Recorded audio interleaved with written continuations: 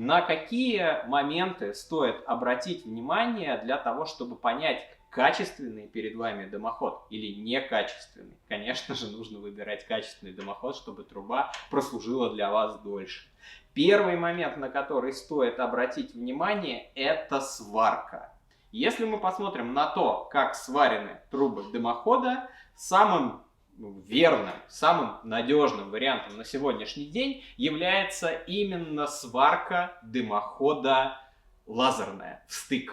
Ее очень легко определить по ровному заводскому шву, без каких-то отклонений, без каких-то точек и так далее. Если вы видите сварку в стык, это значит, что у производителя дымоходов достаточно качественное и современное оборудование, которое позволяет создать хорошие трубы, которые будут служить достаточно